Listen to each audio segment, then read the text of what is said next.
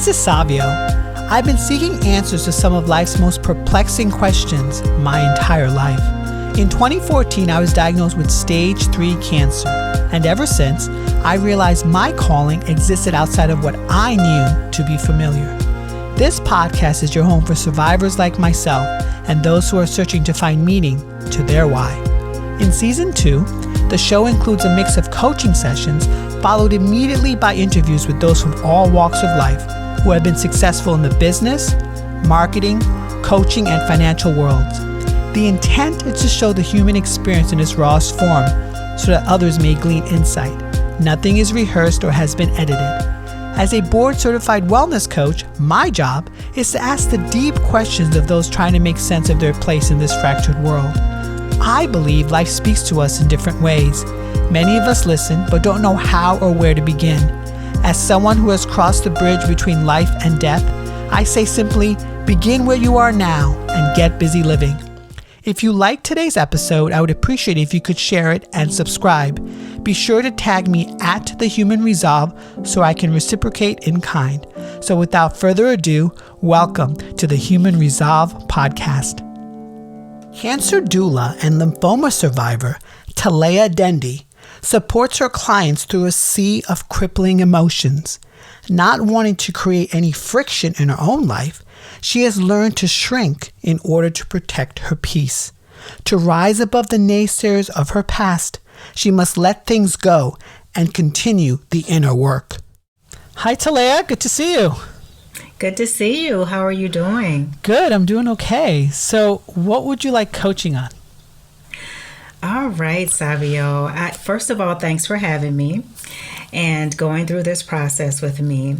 What I would like to get coaching on is kind of this thing that I've been working through most of my adult life.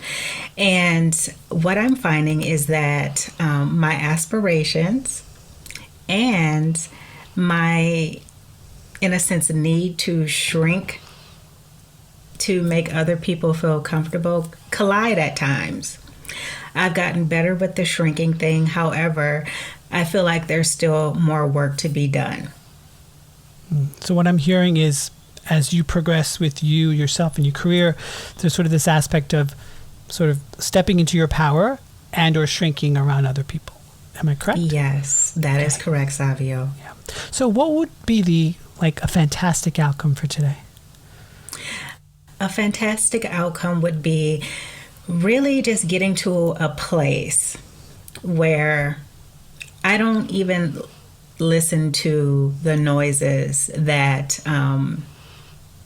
are still there from things that people have said or things that people have done to make me feel like I need to shrink because other people are uncomfortable. So a good outcome today would be, really having a solid tool, so to speak, to when I feel that creeping up, to just be able to squash it, and not spend at this point any more time thinking about it. So basically it's really to sort of find a tool or to find a resource of some kind that allows you to squash those sort of feelings and emotions, correct? That is correct, yes. Okay, great. So when you think about sort of this idea of shrinking, tell me more about that. Sure. So really it's just, I need to be out there. I am out there, getting out there more. But it's like, okay, maybe I shouldn't come across this way, or maybe I shouldn't come across that way, or am I out there too much? Or, it's just those kinds of things. And a lot of it comes up from, like I mentioned a few minutes ago, from experiences with other people, things that people have said, and it starts really with your family at home and things like that. And so just being told that, oh, you think you're better because you went to college, or oh, you think you're better because of this or that. And it's like, no, this is a standard of life that I want for myself. It has nothing to do with anybody else. It's what I want for me. And if you choose something different, that's fine. I don't think any more or less of you. And so I just want that same in return, that, hey, she's just living her life, that those are the things that she wants to do. Those are the things that she wants to achieve. And it doesn't mean that, she thinks she's better than somebody else. Can you take me back to 10-year-old Talea? Oh, yeah. 10-year-old Talea, she is very responsible for her age. She has a younger brother coming, and so when he arrives, she spends a lot of time, with him and helping to look out for him and things like that, because mom has to go to work full time. And so that's really 10-year-old Talea. Honestly, at 10 years old, by then, in a sense, her voice has been stolen because of things that have been said to her as a even younger child. And so she wants to be invisible because she doesn't want to create any friction. And so that's 10-year-old Talea. So when 10-year-old Talea was visible, what would happen? You talk too much. You're weird for saying that, or, just certain things like that, because I thought differently. I wanted, even at 10 years old, I knew what I wanted my life to look like as an adult. And so I guess in the environment that I was in, I wasn't your typical 10-year-old. So. You mentioned about your voice being stolen. How? Years prior, my father had said to me, you talk too much. People like kids that talk a lot. And really that was said because he was afraid that I was going to maybe share something that he shouldn't have been doing outside of the family. And so I think that had a lot to do with it. Was really just the fear that, this kid is smart. She understands what's going on. So let me figure out a way to manipulate and control this situation so that things about me don't get out to her mother. So how'd you navigate? As an adult, now I understand that. Yeah. So how'd you navigate through all that? Really, I just kept my head down. I really focused on school. I loved going to school. I loved, reading and all those different things. So I just really tried to do things that would fulfill me. Of course, I talked to my mom a lot, and she would always encourage me and just say, you're smart, you're going to be something when you grow up. So it was just really two different dynamics happening. And so, of course, I would gravitate more to the more accepting and encouraging side. And so now in your life, what are those voices telling you?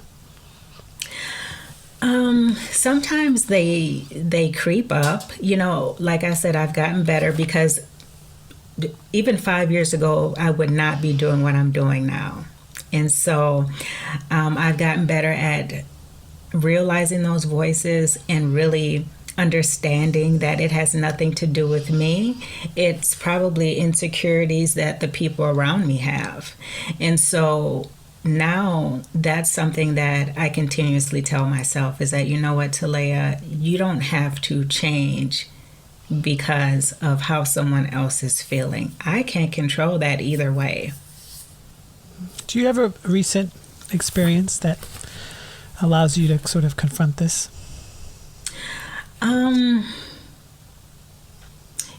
I would have to say the most recent thing is something that I've already mentioned, and it was just someone shared to me that a relative has said, she thinks she's better because she went to college, and she doesn't talk to anybody because she thinks she's better. And it's like, no, I state of myself because I want to protect my energy. I want to protect my peace. I want to put all of that into the positive things that I'm trying to put out into the world.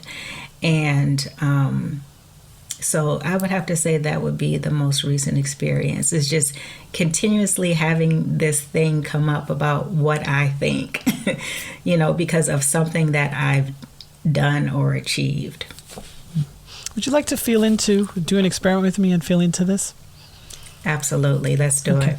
All right. So just want you to get comfortable in your seat. Take a couple of breaths in and out. You can soften your gaze or close your eyes. Just going to breathe into the different body parts that I mentioned. So the top of the head, the forehead, the eyes, the ears, the nose, the mouth, the lips, the neck, the shoulders, your upper body, your torso, your arms, your hands, your lower body, your legs, your feet. Take a couple of breaths in and out. When someone says, oh, she thinks she's better than me because she went to college, what's coming up for you, Talea? Really, it's like, I feel like in normal situations, people would be celebrated or encouraged, or at least, hey, that's a great job, that's a great accomplishment. But, I've learned that I have to tell myself those things. And really to say, you know what, Talea, you didn't do it to get acknowledgement from other people. You did it to better your life. Talea, I'm sort of curious. If someone encouraged you or said those things opposite of what you're hearing now, what would life be like for you? I think I would be more open to sharing positive things that are going on without really putting in a lot of work to say, hey, should I tell this person? Oh, no, I probably shouldn't tell this person and talking myself out of sharing good things, positive things. So that's what life would look like. It would be a bit freer. If this was a confessional box, it's not. What would you want people to know about you? I would want people to know that, I'm a hard worker. I work for everything that I've achieved or gotten. I would like for people to know that I'm very down to earth. I don't know what it is that people see, but I feel like I'm a very down to earth, caring, kind, and, open person. I just want to help people. So, any thoughts on some of the misconceptions they might have of you and what that might be?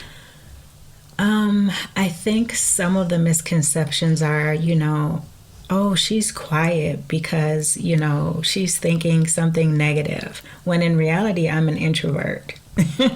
So, of course, for some introverts, it just takes time for us to open up. Of course, there's times when we really need to have solitude to recharge. And so I just wish people would take more time to put in the work, really, to get to know me, because I reciprocate that to other people. You mentioned previously that you were very insular when you were growing up. Is there a way that you can ask for these things from others? I think it really depends on who it is.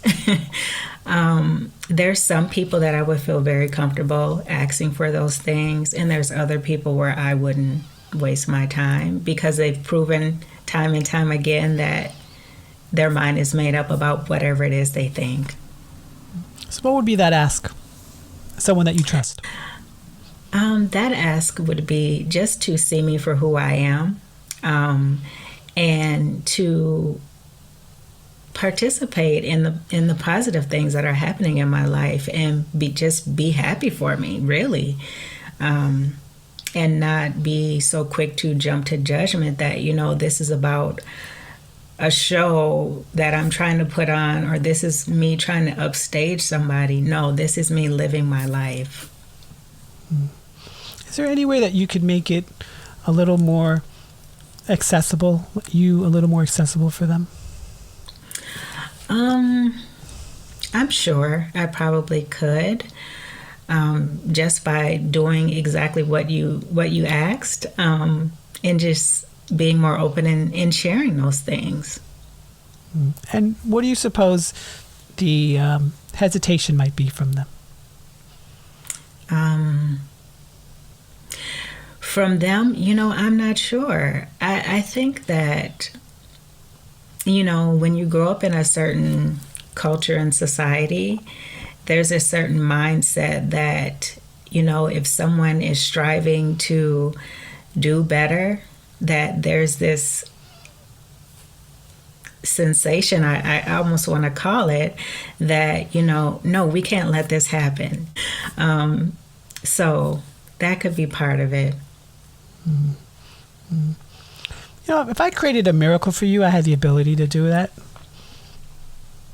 What would the outcome of all this be?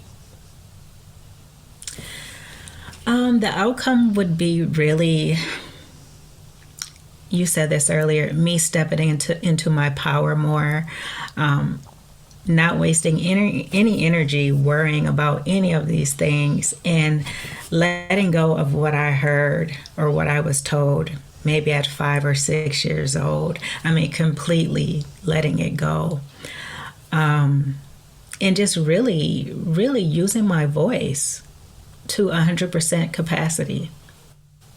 So how do we create steps for that? So you mentioned a few things. You mentioned stepping into your own power. So what would be a way to actualize that for you?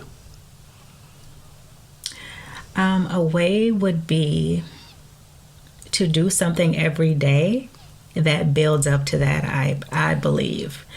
Whatever that may look like. It may be reaching out to someone that I trust and doing exactly what we just talked about. That may be something that I do.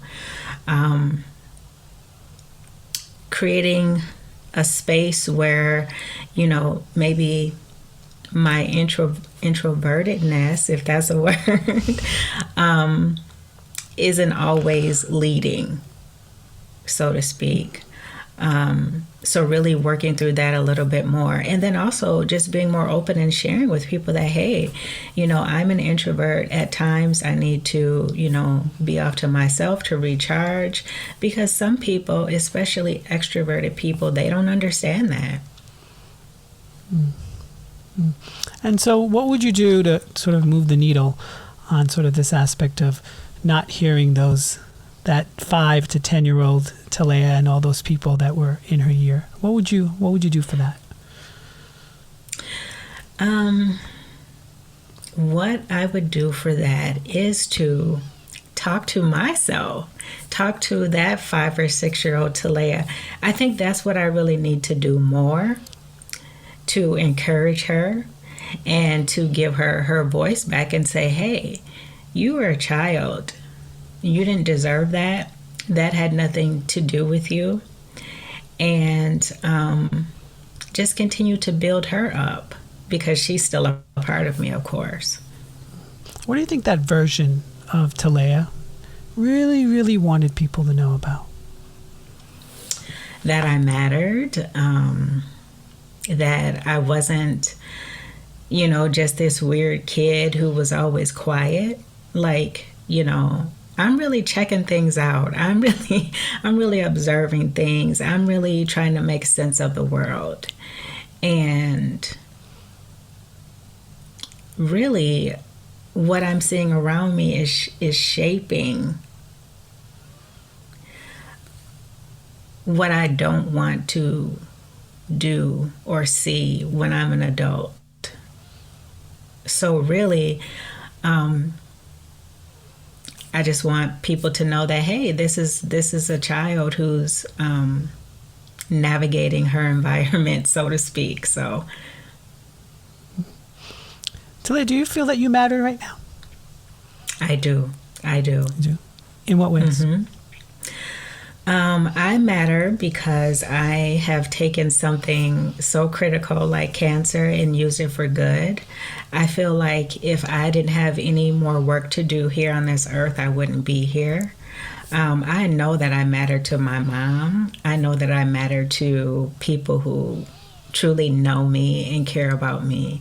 And so I have those positive relationships where I can pick up the phone and call certain people, and I know that they'll be there for me, and vice versa.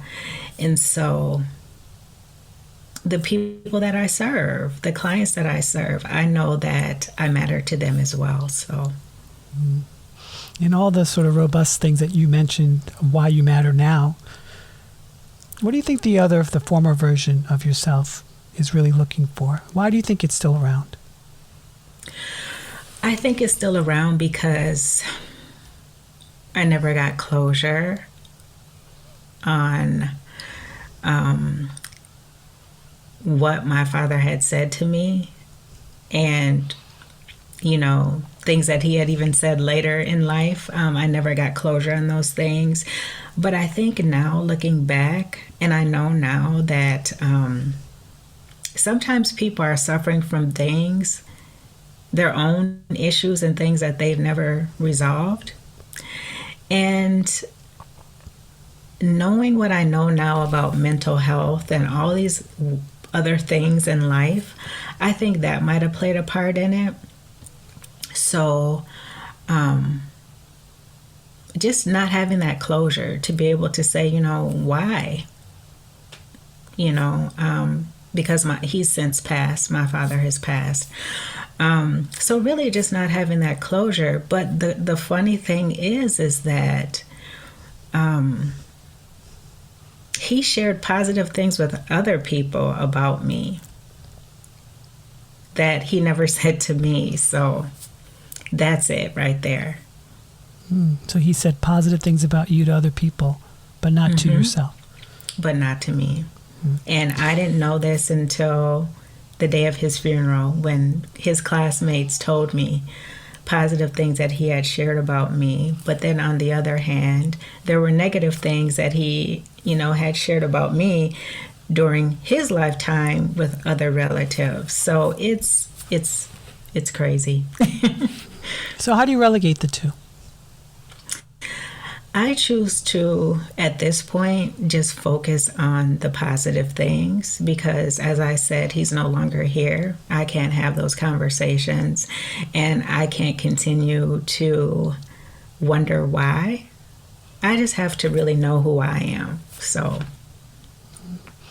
are there any creative ways that you can find a way to come to terms with that? I've actually started writing letters in my journal.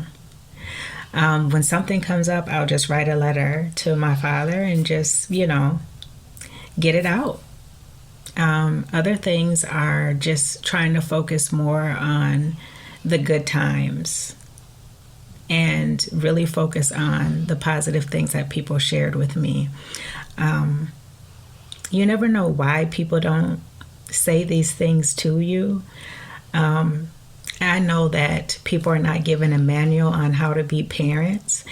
And so these are all things that I tell myself. Like, you know what, Talea, it really didn't have anything to do with you. It really didn't. And you can't go back and change it, but don't carry this anymore with you. And definitely don't do it to your children if you have children. So, is this voice that sort of tells you about shrinking and stepping into your power, is it always the voice of your father? That's where it starts. That's where it starts because, as most people know, that a lot of things that you learn and a lot of things that you're told about yourself, they start at home. And so then when you step out into the world, you're wondering how other people see you as well. And so that is where it starts. And then having the other relatives, add whatever it is that they want to add, that doesn't help, because these are supposed to be people that are supposed to love and care about you and support you and things like that. But what I've come to terms with is that it doesn't matter where it comes from. It's not always going to be your family or your relatives. It could be anyone, and embrace that. Focus on that. So when that creeps up, how do you combat it? What do you do? What I do is just say, you know what, Talea, I talk to the younger Talea, and I say, don't let that get you down. Don't let that get you down, because look how far we've come. And so that's one way. The second way is, like I mentioned, going to my journal and writing a letter to my dad and just saying, something like, this popped up today. I thought about something that you said. I forgive you, even though I don't truly understand, And so just trying to get it out of my system so that I can move forward and do the things that I'm really here to do. So may I share a resource with you if you're open to it? Absolutely. Yeah, so a lot of what you talked about beyond the family reference is, sort of dealing with, some people call it imposter syndrome, some of them calling it your gremlin. It's a great author named Richard Carson. I reference him a few times because this topic is something that speaks to a lot of people. And really his main premise is you can never kill the gremlin.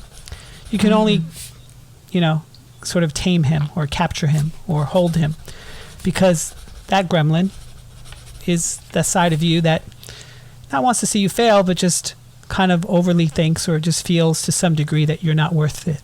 You're not worthy of XYZ.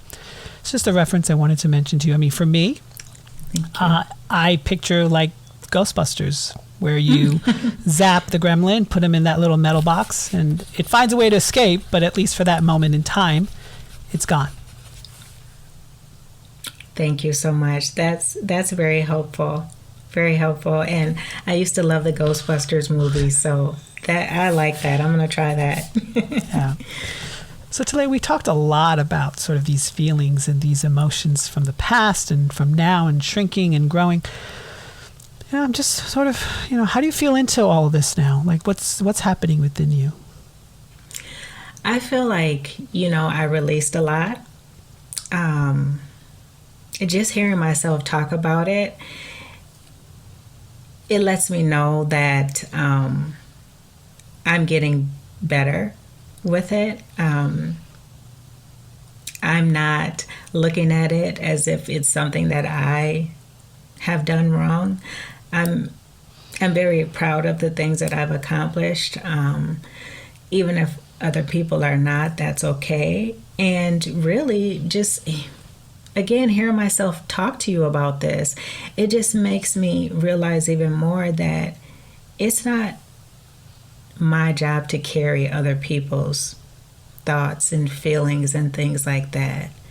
I can try to empathize, but really in situations like this, you can't put too much effort into that either, because a lot of us are walking around with past hurts, insecurities, all these different things. And sometimes people objectify those things onto you, and you have to know the difference. So if you're not going to carry those things, what are you doing with those things? I am letting them go. I am facing them, I should say, and then letting them go. I'm acknowledging when they pop up.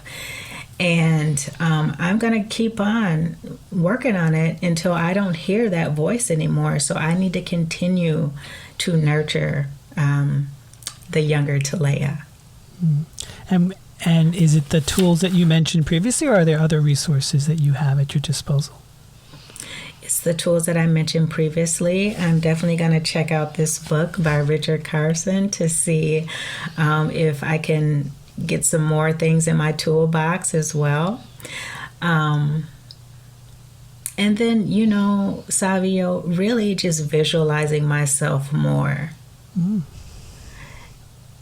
at that destination I'm trying to get to. And I think that is going to help motivate me and continue to keep going when those voices pop up, is just visualizing where I want to be. So what's that destination address? What's that name of that destination? I'm not sure about the name.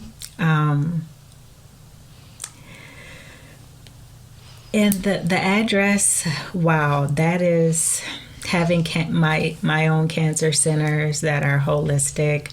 That is probably living in a different country, employing a lot of people who want to do great work for others. Just so many different things. I'll just say, future Talea. Future Talea, I guess. I see you grinning and smiling from year to year, speaking about sort of this. So how does accountability work for you in this area, creating that vision, that new destination, that new address? Really it's about continuing to show up for myself and continuing to address these things that I know are getting in the way, and creating those tools and getting those resources that will continue to help me move forward. Another form of accountability is, calling people out and just saying, hey, because that's something that I have not done. And just saying, hey, I don't appreciate you saying these things to me. I'm sorry that you feel this way, but it really doesn't have anything to do with me. And so just not taking on people's baggage. You mentioned previously that you are a cancer survivor. What do you think people's perception is of you in regards to you going through such a traumatic experience? Oh, wow. That's a good question. People's perception may be, oh, she's trying to make money off of, something so terrible as cancer. That's one perception that people may have. The other perception that people may have is that, she's very resilient. She's very determined. I don't like to say strong person, but, that's a word people throw around. But I'm thinking resilient. Do you think those two things scare them? Some people, yes. Yeah, because, it's like someone who always lands on their feet. That's something that someone shared with me. Like, no matter what comes your way, you always land on your feet. And when I heard that, I thought it was very interesting, because I believe it's all about what you put out there and what you give to other people. And I know that I'm blessed. I know that, God is watching over me and taking care of me. And I think, Savio, a lot of it has to do with the fact that, I've been there for a lot of people. I've sown a lot of seeds, and I think that's why people may perceive it as me landing on my feet, but they don't know what I've gone through to land on my feet. I've done the work, so. Oh, wow, that's wonderful. All right, well, I think it's a good time to transition. Do you feel complete? I do. Thank you so much. Wonderful. Great. So now I would like you to tell my audience more about Talaya Dendi, what you do, who you serve, and your mission in life. Absolutely. So, as you mentioned, I am a 10-year cancer survivor. I was diagnosed with Hodgkin's lymphoma in 2011. Out of the blue, Savio. Thank you. Was never sick before, other than the common flu. And so, of course, when I received this diagnosis, I was very taken aback. But it was a wake-up call. And I know that may sound kind of cliche, But it was a wake-up call for me because, I was in corporate America, doing all the things that society says we're supposed to do, comfortable, which sometimes can be just as bad, in a very stressful job that deep down I know that I really had outgrown, but the salary and everything else kept me there. And so cancer was my wake-up call. I had to get up to speed really fast about learning about cancer, how to navigate the healthcare system, all these different things. And so thankfully I was blessed with a really great oncologist. We formed a really great partnership. And however, Savio, there was still something missing. And that was the emotional support of someone who had been through something similar that I could go to and say, hey, what can I expect at chemotherapy? How long did it take for you to feel somewhat normal after treatment? Just someone I could ask to have an idea about how things would go. And that really would have helped to ease a lot of the anxiety.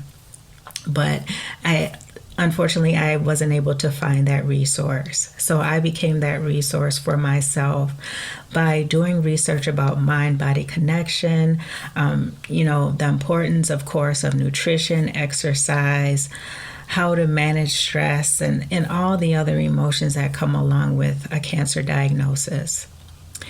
And so that led me to what I'm doing today as a cancer doula. So what I do is I support cancer patients along their cancer journey. I focus on 4 key areas with them, and that is emotional support / mind-body connection, health, which could be exercise, nutrition, all those different things. Understanding their treatment options. So what I mean by that is under the advice of their doctor, whatever they're suggesting for their treatment option, I break that down and help them to understand it better so they can make more educated and informed decisions. And then finally, communication. And so, that could be communication with their family, at work, all those different things. And so really just walking side by side with my clients, helping them to feel empowered and helping them to become the gatekeeper of their health and their quality of life, because a lot of times we give that power up and over to other people, or we feel like we don't have that power to begin with. And so I support my clients virtually. Everything is via Zoom or over the phone based on their preference.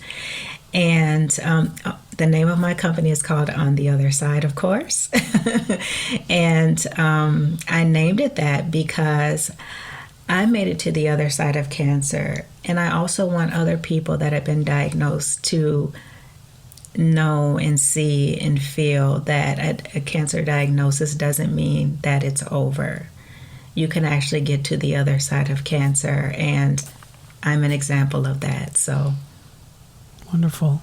So what would be like 3 tips that you would give someone who just found out they got cancer?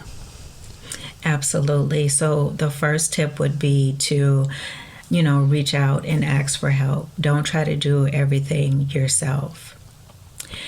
The second tip would be, to really take some time to try to work through and digest what you've heard, what you've been told, that you have cancer. That is huge for many of us to do. But I think it's so important to just take the time and let that soak in before you start to make all these decisions and run off in all these different directions. I think that in a way it creates a sense of peace if you're able to do that. And it helps to clear your mind and help you think a little bit better. The third tip would be to put yourself first. If you've never done that before, this would be the time to do that, because you're going to need all the energy that you can muster to get through this thing. So this is a time where you have to put yourself first. And I know that's hard for parents and people who have always been that go-to person. I get it. That was me. But it got to a point where I had to put myself first. So Talea, I wanted to really thank you for participating in my interview series, I Survived Cancer, and Here Is How I Did It, with Authority Magazine and Thrive Global. But being an introspective person as you are, an insular person as well, what was the response like for you? I got a lot of good response. A lot of people thanked me for sharing my story. A lot of people supported me and said, keep doing what you're doing. People need to hear more of this. It was a very positive experience. It was very therapeutic for me as well, because it allowed me to go back and think about good times in my childhood. And it allowed me to really, not that I hadn't before, but to really see how far I've come and how blessed I am to still be here. And what would be a key takeaway that you could share with other individuals, either going through the process or loved ones who are supporting others through the cancer process? I would say a key takeaway would be to just really try to not jump ahead and say, this is it for me. Take the time to not just heal physically, but emotionally, spiritually, mentally, if that is something else that needs to be considered. But take the time to completely heal. Even in my own experience, and even with the amazing people that I work with, cancer's on the surface, but there's so many other things that come up. I just want to tell people to be prepared for that and be open to that. Heal completely, so that when you're past the treatment and you're past all these other things, you can live the life that you truly want to live and that you deserve to live. A lot of my sort of cancer journey was really about, I got it. Like, I would have individuals saying, would you want me to come with you to chemo and all that? And nope, I got it. What have you found in terms of the support individuals need, and how to maybe ask for it in a way that doesn't make them feel uncomfortable? I think, Savio, first of all, I'm going to say I can relate to what you just said, because a lot of times that was me too. I think what's important is to not look at you needing help as a weakness. Yeah. That actually you're being strong by saying, hey, I'm at a point in my life where I need help. And you're giving other people that truly care about you the opportunity to step in and take care of you for a change. And so asking for that help, even if you don't know what that looks like at this moment, but just saying, hey, can you just be there? Can you, I always say, be a force of presence? Because a lot of times that's what we value most, is just having someone there.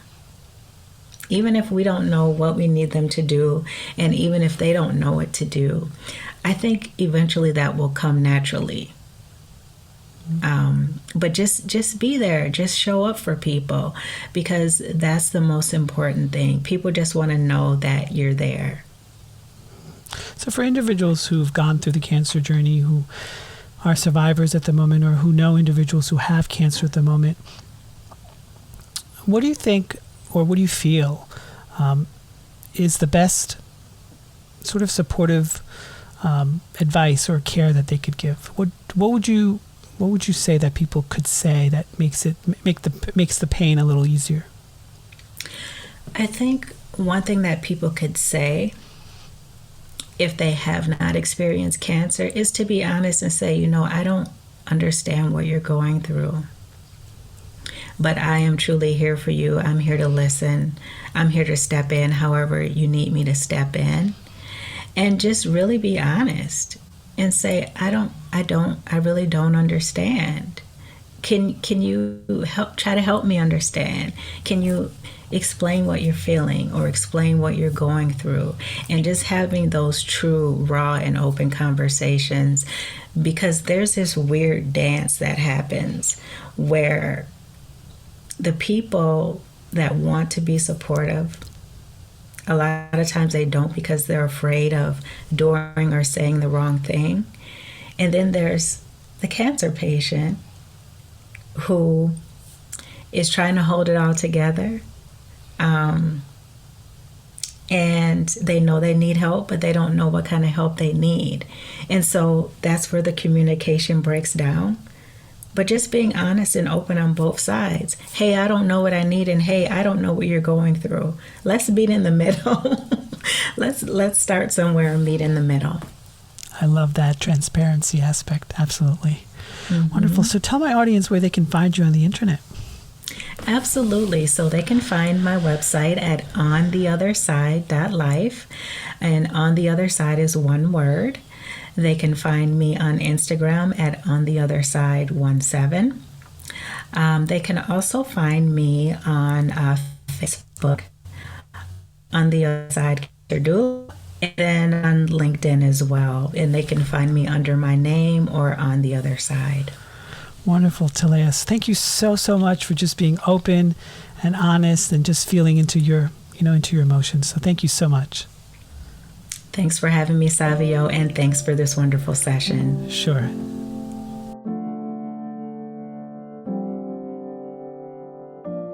Hi there. I really hope you enjoyed listening to today's podcast episode of The Human Resolve. If you feel that others may enjoy this episode as well, please share socially at The Human Resolve. They can also visit my website, thehumanresolve.com, where I offer one-on-one coaching sessions, daily prompts to move you in the right direction, sync directly to your smartphone, and a subscription to my weekly newsletter where I probe into the secrets from living smarter to feeding your 3 brains. If you could also help me out and give me a review and rating on this platform, because I do care what you have to say, I would really appreciate it. Now, get out there, my friends, and get busy living.